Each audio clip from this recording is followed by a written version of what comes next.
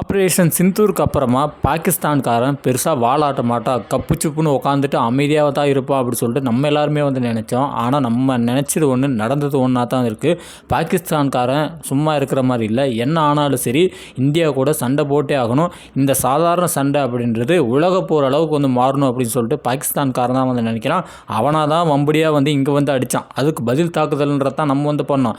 இது இதோட முடிஞ்சு போகக்கூடிய ஒரு கதை. ஆனால் பாகிஸ்தான்காரன் சும்மா இல்லாமல், நீ எங்கள் ஊரில் அடிச்சிட்ட, இந்த மாதிரி எங்கள் ஊரில் இருக்கக்கூடிய 9 இடங்களை அடிச்சிட்ட, 100 பேரை கொன்னுட்ட, இதில் அப்பாவி மக்கள் நிறைய பேர் இறந்து போயிட்டாங்க, உன்னால தான் ஆச்சு அப்படின்னு சொல்லிட்டு இன்றைக்கி பாகிஸ்தான்காரன் இல்லாத பொல்லாதெல்லாம் சொல்லிட்டு இன்றைக்கி நம்ம மேலே போர் தொடுக்கக்கூடிய விஷயத்த அவன் பண்ணிகிட்ருக்கான். நம்ம என்ன பண்ணோம் அப்படின்னா, ஆப்ரேஷன் சிந்தூர் அப்படின்ற ஒரு விஷயத்தை வச்சு அதன் மூலயமாக என்ன பண்ணோம் அப்படின்னா, பாகிஸ்தானுடைய 9 இடங்களை செலக்ட் பண்ணி கிட்டத்தட்ட 100க்கும் அதிகமான பயங்கரவாதிகளை கொன்னோம். ஸோ இப்படி இருக்கும்போது அது இறந்தது யார் அப்படின்னா பயங்கரவாதிகள். ஆனால் அவன் சோஷியல் மீடியாவில் என்ன சொல்கிறான், அவங்க மீடியாஸில் என்ன சொல்கிறான் அப்படின்னா, இங்கே செத்தது பூரா அப்பாவி பொதுமக்கள் அப்படின்னு சொல்லிட்டு தேவையில்லாத ஒரு விஷயத்தை பார்த்தீங்கன்னா உலகம் முழுக்கவே வன்மமாக கக்கிட்டு இருக்கக்கூடிய அந்த விஷயத்தை நம்மளால் பார்க்க முடியுது. ஸோ இப்படி இருக்கும்போது நம்ம ஆப்ரேஷன் சிந்தூர் முடிச்சிட்டோம். அவன் இதோட போகாமல் அடுத்த அட்டாக் அப்படின்றத பார்த்தீங்கன்னா, இப்போ 2 நாளைக்கு முன்னாடி இல்லை, நேற்று பண்ணால் என்ன பண்ணான் அப்படின்னா, நம்ம இந்தியாவில் இருக்கக்கூடிய ஒரு சில பகுதியில் செலக்ட் பண்ணி இந்த இடத்துல அவன் வான்வழி தாக்குதல் அப்படின்ற இந்த ஒரு விஷயத்தை பண்ணியிருக்கான். அனுப்பின அத்தனை ஏவுகணைகளையும் அத்தனை ட்ரோன்களையும் நம்முடைய ஏர் டிஃபென்ஸ் சிஸ்டம் S-400 மூலயமாக அடித்து ஒழிச்சிருக்கோம். ஸோ இந்த சம்பவம் எப்போ நடந்தது அப்படின்னா, நேற்று நடந்தது. நேற்று பாகிஸ்தான் என்ன பண்ணா அப்படின்னா, நம்முடைய பகுதியில் குறி வச்சு தாக்குதல் நடத்தினா, ஏவுகணைகள் மூலியமாகவும் ட்ரோன் மூலயமாக தாக்குதல் நடத்தினா, நம்முடைய இந்தியா என்ன பண்ணாங்க அப்படின்னா, மவனை நீ அங்கேருந்து அடிக்கிற ருக்கஜாவோ அப்படின்னு சொல்லிட்டு இங்கேருந்து என்ன பண்ணாங்க அப்படின்னா, ஏர் டிஃபென்ஸ் சிஸ்டம் நம்முடைய S-400 அதிநவீன ஏர் டிஃபென்ஸ் சிஸ்டம் மூலியமாக இங்கிருந்தே அந்த இலக்குகள், அங்கே வானில் வரக்கூடிய அந்த இலக்குகளை கண்டுபிடிச்சு ரேடார் மூலியமாக ஃபைண்ட் அவுட் பண்ணி இங்கேருந்து அடிச்சிருக்காங்க. S-400 மூலியமாக நேற்று பெரும்பாலான ஏவுகணைகள் ட்ரோன்கள் தரைமட்டம் செய்யப்பட்டது அப்படின்ற ஒரு தகவல் நம்மளுக்கு கிடைச்சிருக்கு.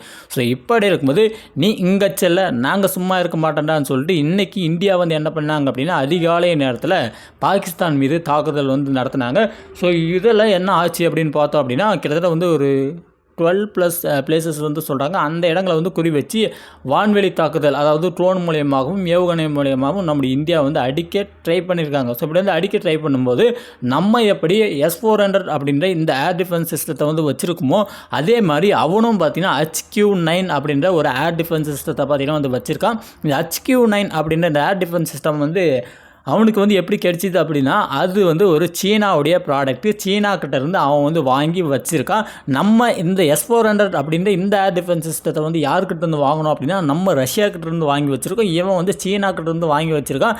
ஆக்சுவலாக உண்மை என்ன அப்படின்னா, S-400 ஓல்டு வெர்ஷன் S-300ன்னு சொல்லுவாங்க. இதோடைய அமைப்பை அடிப்படையாக கொண்டு தான் இந்த HQ-9 அப்படின்ற இந்த ஏர் டிஃபென்ஸ் சிஸ்டம் உருவாக்கப்பட்டது.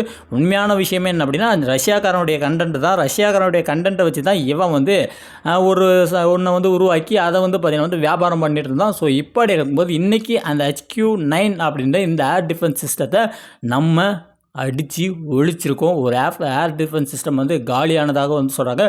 நீ என்னடா எங்களை அடிக்கிறது, நாங்கள் வரேன்டா, நீ இங்கே அடிக்கத்தானே நாங்கள் எப்படி திருப்பி அடிக்கிறேன்டா பாடுறா அப்படின்னு சொல்லிட்டு நம்ம இந்தியா என்ன பண்ணாங்க அப்படின்னா, அவங்களுடைய ஏர் டிஃபென்ஸ் சிஸ்டத்தை காலி பண்ணியிருக்காங்க.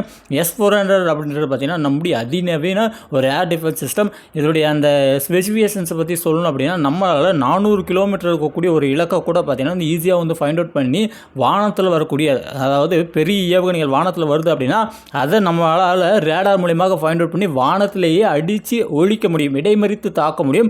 அதே மாதிரி தான் பார்த்தீங்கன்னா அவங்க வச்சுருக்கக்கூடிய அந்த HQ-9 அது பார்த்தீங்கன்னா கிட்டத்தட்ட 250 கிலோமீட்டர்னு சொல்கிறாங்க. 250 கிலோமீட்டர் டிஸ்டன்ஸில் வரக்கூடிய ஏவுகணைகளை வானத்திலே இடைமறித்து அழிக்க முடியும். ஸோ அப்படிப்பட்ட அவங்க ஒரு ஏர் டிஃபென்ஸ் சிஸ்டத்தை பார்த்தீங்கன்னா வச்சுருந்தாங்க. இன்றைக்கி அந்த ஏர் டிஃபென்ஸ் சிஸ்டத்தை நம்ம காலி பண்ணியிருக்கோம். ஸோ இதன் மூலயமாக அவன் கொஞ்சம் யோசிப்பான், ஆஹா நம்ம கிட்ட ஒரு பெரிய தலை போச்சு, நம்ம அடுத்து என்ன பண்ணலாம் அப்படின்னு சொல்லிட்டு பொழுதுனைக்கு யோசிச்சிருப்பான். இன்றைக்கி நைட்டு அடுத்த கட்ட ஒரு மூவை பண்ணுவான்னு சொல்லிட்டு தான் நான் நினைக்கிறேன்.